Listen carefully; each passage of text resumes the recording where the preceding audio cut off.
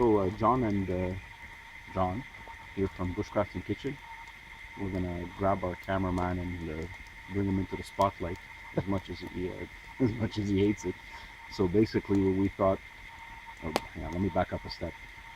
We've been making films for what, 10 years?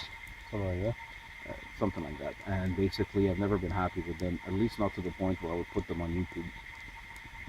And basically, we're at a point where, okay, they're good enough. I gotta do what I gotta do with the equipment that I have. And I have just a ton of footage sitting on my computer, somewhere in the neighborhood of like 7 or 8 gigs of, low quality. If you go back 10 years to all the way up to higher quality, to more recent trips and so on.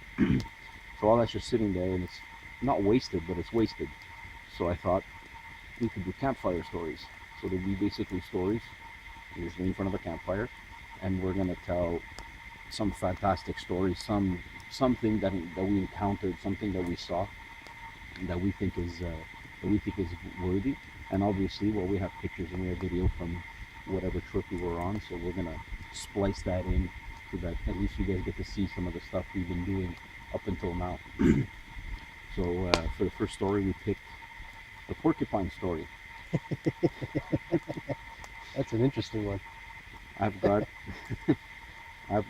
just the weirdest luck when it comes to these things. So we're driving up here, and back in the day, we would finish work, do our groceries, grab whatever we needed, and we'd shoot up from Montreal. It's about a 3-hour drive to get up here. And we would often end up arriving at like 1 in the morning.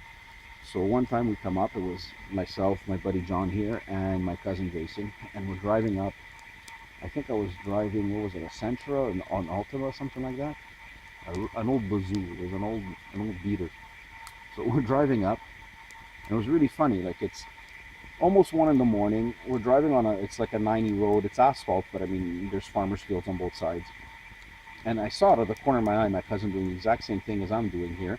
I'm driving, and I'm like, what is that? And it just looked like this huge puddle in the middle of the road. It didn't make sense because it hadn't rained.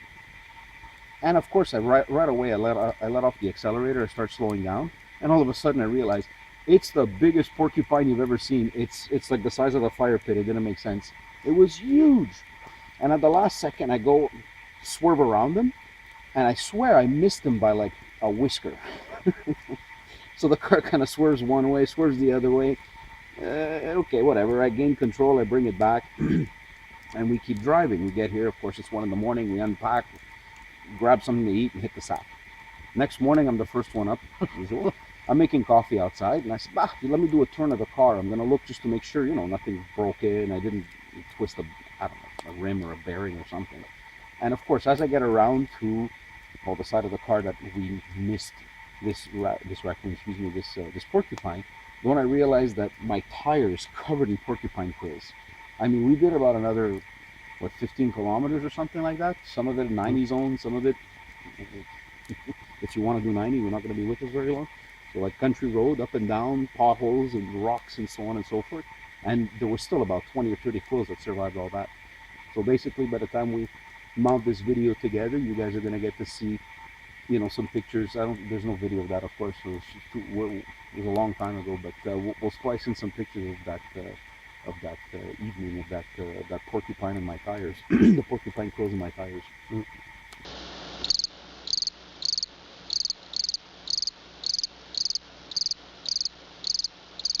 Hopefully you enjoyed the story.